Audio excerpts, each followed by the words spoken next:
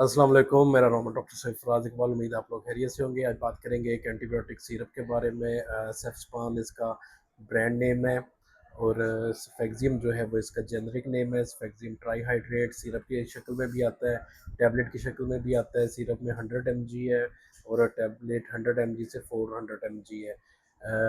Once in a day जो है वो इसकी डोज होती है।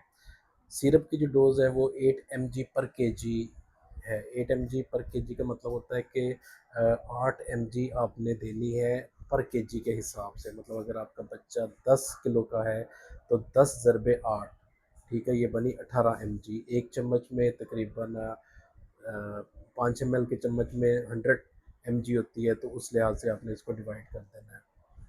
अब ये जो एंटीबायोटिक है, थर्ड जनरेशन एंटीबायोटिक है। थर्ड जनरेशन सेफेलोस्पोरिन है, बैक्टीरिया की जो ग्रोथ है उसको रोकती है, बैक्टीरिया को किल करती है। बैक्टीरियोस्टैटिक है, तो किस किस चीज़ में इस्तेमाल होती है? टॉन्सिलाइटिस में, निमोनिया में, ब्रोंकाइटिस में, उसके लिए कान के इन्फेक्शन में, कान के इंटरनल ईयर इन्फेक्शन में यूज़ होती है। उसके अलावा बहुत सी सेक्सुअली ट्रांसमिटेड डिजीज़ हैं जो गनोरिया वगैरह, उसमें यूज़ होती है। यूटीआई में यूज़ होती है। यूटीआई में सिस्टाइटिस जो है उसके लिए यूज़ होती है ये। उसके लिए, उसके अलावा लेडीज़ की जो अपना यूट्रस की इन्फेक्शंस हैं उनके लिए ये यूज़ होती है स्फेक्सियम, और बहुत अच्छे रिज़ल्ट देती है। उसके अलावा मेनिंजाइटिस और इस तरह के जो इन्फेक्शन है दिमाग के, उनके लिए ये नहीं है।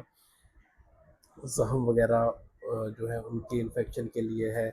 सॉफ्ट टिश्यू की इन्फेक्शन के लिए है। और अभी जो है ये एंटेरिक फ़ीवर जो है, टाइफाइड फ़ीवर, उसके लिए भी इसको कंसीडर किया जा रहा है।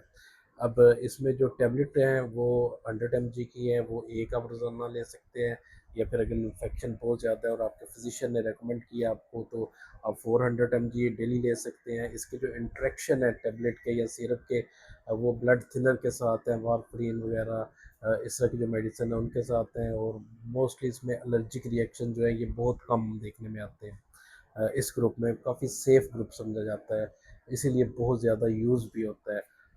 इसका कोई मिल्क के साथ इंटरेक्शन नहीं है, कोई खाने के साथ इंटरेक्शन नहीं है।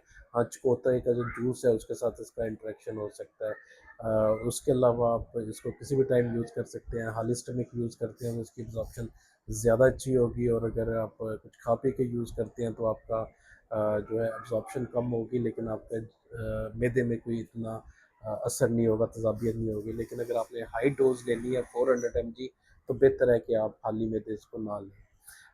उसके अलावा इसको यूज़ करने का ये है, साथ इसमें पानी का इस्तेमाल ज़्यादा करें और रेकमेंडेड डोज़ लें, और जितने इंटरवल के लिए दी गई है उतना इंटरवल लाजमी पूरा करें। ये एंटीबायोटिक जो है ये वायरल फ्लू या एलर्जिक फ्लू जो है इनके लिए नहीं होती, तो उसमें काम नहीं आएगी, उसमें आप इसको इस्तेमाल मत करें।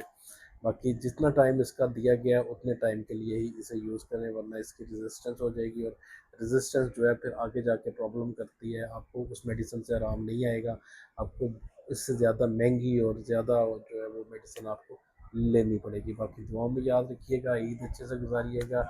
अल्लाह हाफ़िज़।